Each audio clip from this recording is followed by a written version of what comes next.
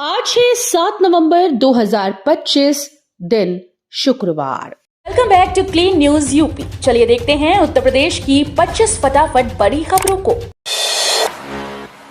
उन्नाव में किसानों को मिलेगा डीजल पंप सेट, पूरी हुई चयन प्रक्रिया। उन्नाव में मुख्यमंत्री लघु सिंचाई योजना के तहत किसानों को डीजल पंप सेट दिए जाएंगे। जिला प्रशासन ने चयन प्रक्रिया पूरी कर ली है और अब टेंडर प्रक्रिया जल्द शुरू होने वाली है। इस योजना का मुख्य उद्देश्य लघु और सीमांत किसानों को सिंचाई के लिए बेहतर सुविधा उपलब्ध कराना है। सरकार का मानना है कि इस कदम से खेती की लागत घटेगी और उत्पादन में बढ़ोतरी होगी। विभागीय अधिकारी योजना को समय पर पूरा करने के लिए तेजी से काम कर रहे हैं। पीएम मोदी आज काशी दौरे पर 4 नई वंदे भारत ट्रेन को दिखाएंगे हरी झंडी। प्रधानमंत्री नरेंद्र मोदी आज अपने संसदीय क्षेत्र वाराणसी के दौरे पर हैं। 2 दिवसीय इस दौरे में वे देशवासियों को 4 नई वंदे भारत ट्रेन की सौगात देंगे। इनमें वाराणसी से खजुराहो वंदे भारत एक्सप्रेस काशीवासियों के लिए खास उपहार होगी। प्रधानमंत्री के कार्यक्रम को देखते हुए प्रशासन ने आज और 8 नवंबर को ट्रैफिक डायवर्जन प्लान लागू किया है। शाम 4 से 7 बजे तक बाबतपुर से BLW गेस्ट हाउस मार्ग आम वाहनों के लिए पूरी तरीके से बंद रहेगा। 1 करोड़ तक लोन और 50% सब्सिडी। यूपी सरकार की बकरी पालन योजना से गांव में बढ़ेगा रोजगार। उत्तर प्रदेश की योगी सरकार ग्रामीण युवाओं को स्वरोजगार और पशुपालन से जोड़ने के लिए नई राह खोल रही है। सरकार की उत्तर प्रदेश बकरी पालन योजना 2025 के तहत लाभार्थियों को 1 करोड़ रुपए तक का लोन और 50% तक की सब्सिडी दी जा रही है। ये योजना ग्रामीण अर्थव्यवस्था को मजबूत करने और किसानों की आय बढ़ाने की दिशा में बड़ा कदम मानी जा रही है। बकरी पालन कम लागत में ज्यादा मुनाफे वाला कारोबार साबित हो रहा है। यही वजह है कि ये योजना गांव में तेजी से लोकप्रिय हो रही है। लखीमपुर में बनेगा 36 मीटर चौड़ा ओवरब्रिज। प्रभावित परिवारों को मिलेगा 18 करोड़ मुआवजा। उत्तर प्रदेश के लखीमपुर शहर को जल्द ही जाम से राहत मिलने वाली है। श्री कृष्णा टॉकीज के पास 36 मीटर चौड़ा ओवरब्रिज बनने की तैयारी चल रही है। परियोजना का एस्टीमेट शासन को भेज दिया गया है और इसके दायरे में आने वाले परिवारों और दुकानदारों के लिए 18 करोड़ रुपए मुआवजे का प्रस्ताव रखा गया है। सीडीओ अभिषेक कुमार खुद इस योजना की मॉनिटरिंग कर रहे हैं। उम्मीद की जा रही है कि नवंबर के आखिर तक ओवरब्रिज को स्वीकृति मिल जाएगी। योगी सरकार की बेटियों को बड़ी सौगात। सिर्फ 20 रुपए में मिलेगी शादी के लिए 1 लाख की मदद। उत्तर प्रदेश की योगी आदित्यनाथ सरकार ने श्रमिक परिवारों की बेटियों के लिए बड़ी राहत की घोषणा की। राज्य सरकार अब निर्माण कार्य में लगे मजदूरों की बेटियों की शादी के लिए 1 लाख रुपए तक की आर्थिक सहायता देगी। इसके लिए श्रमिकों को केवल 20 रुपए में अपना रजिस्ट्रेशन और सालाना अंशदान कराना होगा।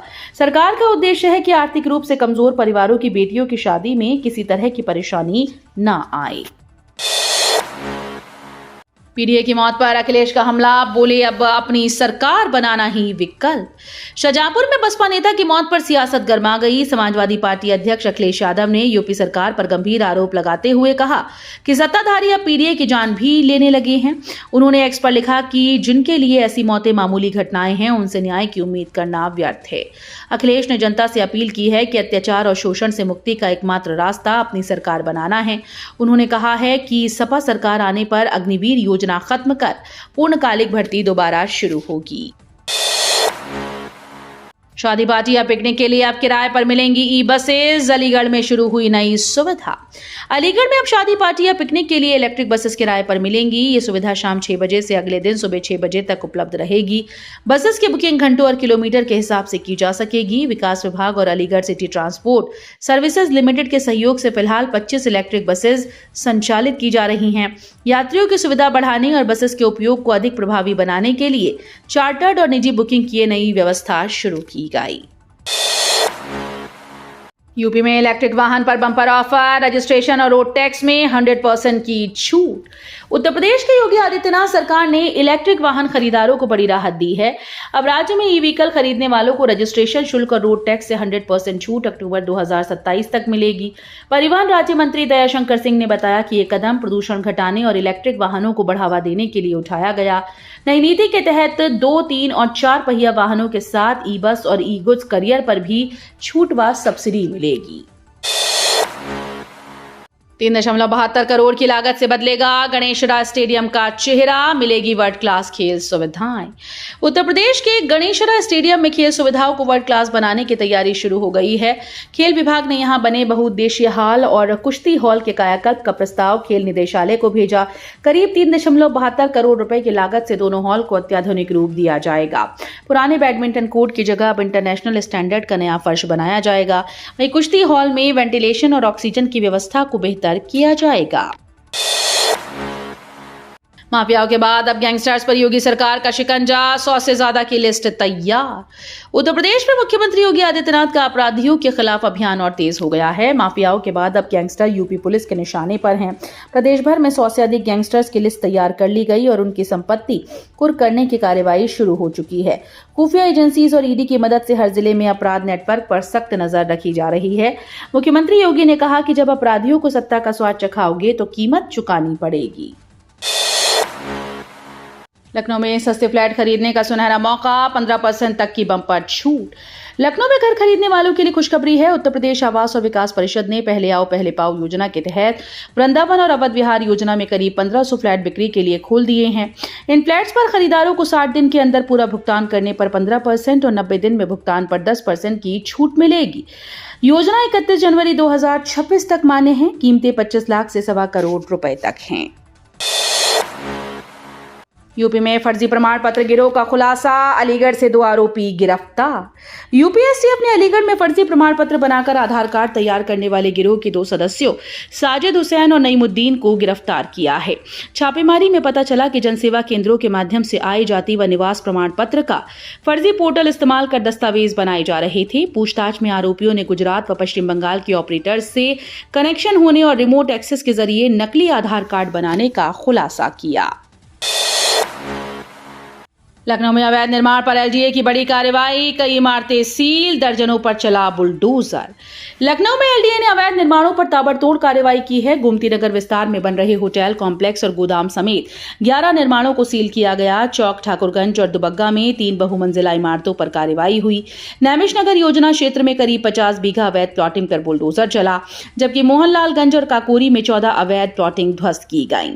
एलडीए उपाध्यक्ष प्रथमेश कुमार के निर्देश पर सभी जोन में अभियान चलाया गया। स्मार्ट मीटर से घटने की जगह बड़ा बिजली बिल, उपभोक्ताओं ने उठाए सवाल। उत्तर प्रदेश में स्मार्ट प्रीपेड मीटर लगाने के बाद बिजली उपभोक्ताओं की परेशानी बढ़ गई। उपभोक्ता परिषद का दावा है कि इन मीटर से खपत कम होने की जगह बढ़ गई है, जबकि सरकार का दावा था कि स्मार्ट मीटर से उपभोक्ताओं को 2% की रियायत मिलेगी। परिषद ने पावर कॉर्पोरेशन से मांग की है कि पिछले साल के पोस्टपेड बिलों की तुलना मौजूदा प्रीपेड बिलों से की जाए। उपभोक्ताओं का कहना है कि स्मार्ट मीटर लगने के बाद बिल अचानक से बढ़ गए हैं। खाद की कमी पर सख्त सरकार, जांच के लिए जिलों में पहुंचेगी टीम। प्रदेश में किसानों को खाद की कमी से जूझना ना पड़े, इसके लिए सरकार हरकत में आ गई।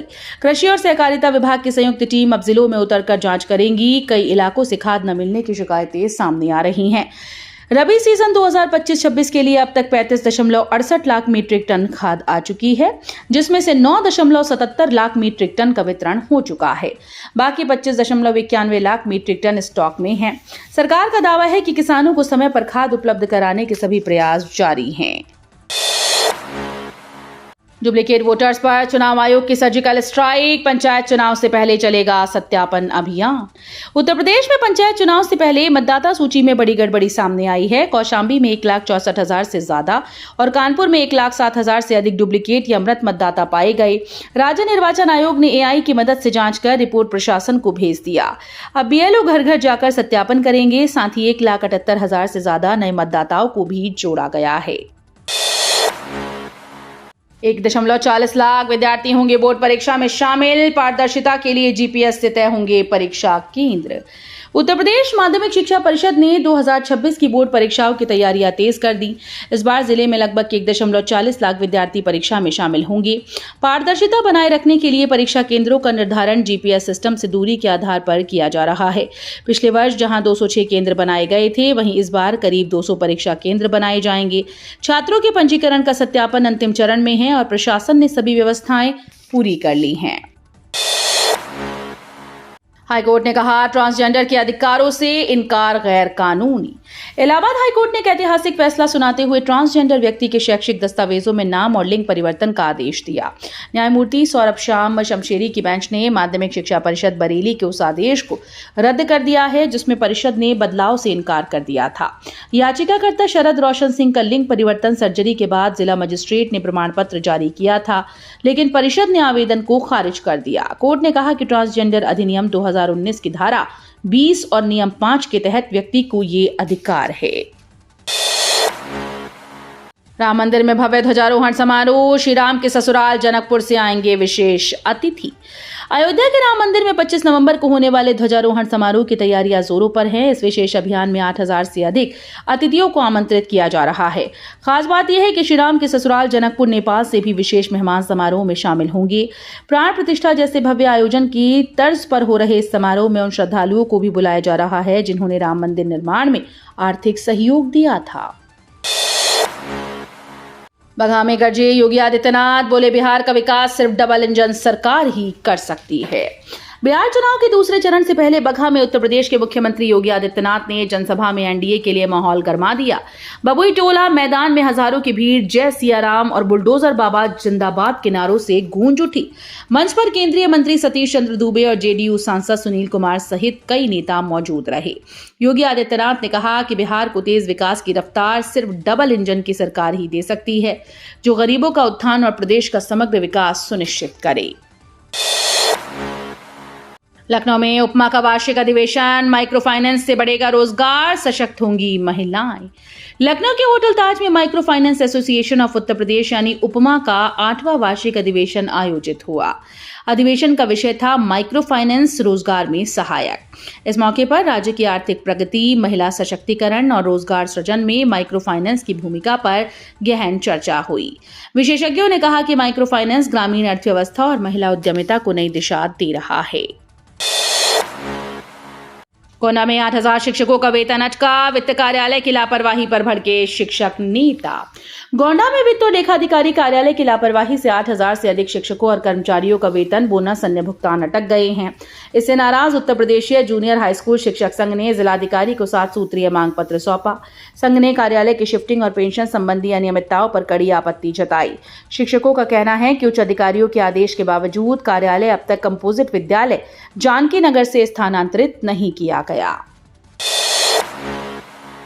सैनिक स्कूल झांसी में शिक्षकों और कर्मचारियों की भर्ती शुरू। 22 नवंबर आखिरी तारीख। उत्तर प्रदेश के सैनिक स्कूल में टीचिंग और नॉन टीचिंग पदों पर भर्ती शुरू हो गई है। सैनिक स्कूल झांसी ने वर्ष 2025 के लिए कुल 16 पदों पर आवेदन आमंत्रित किए। उम्मीदवार ऑफलाइन मोड में आवेदन कर सकते हैं, जिसकी अंतिम तिथि 22 नवंबर 2025 तय की गई। भर्ती में पीजीटी, टीजीटी सहित कई शिक्षकीय पद शामिल हैं। पीजीटी के लिए संबंधित विषय में पोस्ट ग्रेजुएशन और बीएड अनिवार्य है, जबकि टीजीटी के लिए 4 वर्षीय डिग्री और बीएड जरूरी है। विदेशी फंडिंग और देश विरोधी गतिविधियों में संदिग्ध शमशुल हुदा पर अब ईडी की नजर। संत कबीर नगर के मदरसा संचालक शमशुल हुदा खान की मुश्किलें बढ़ गईं। देश विरोधी गतिविधियों में शामिल पाए गए शमशुल के खिलाफ अब प्रवर्तन निदेशालय भी जांच करेगा। सूत्रों के मुताबिक ईडी ने फेमा के तहत दर्ज मुकदमे में विदेशी फंडिंग के लेन देन की जांच शुरू कराने की तैयारी की। शुरुआती जांच में उसके खातों में 4 करोड़ रुपए से अधिक की संदिग्ध विदेशी रकम का लेन देन मिला है। बताया जा रहा है कि ब्रिटेन की नागरिकता लेने के बाद शमशुल कई बार पाकिस्तान भी जा चुका है। उत्तर प्रदेश में शुरू हुई शरद ऋतु। अगले 3 दिन में 5 डिग्री गिरेगा रात का पारा। उत्तर प्रदेश में शरद ऋतु की औपचारिक शुरुआत हो चुकी है। दिन में हल्की धूप और रात में ठंडक अब महसूस होने लगी है।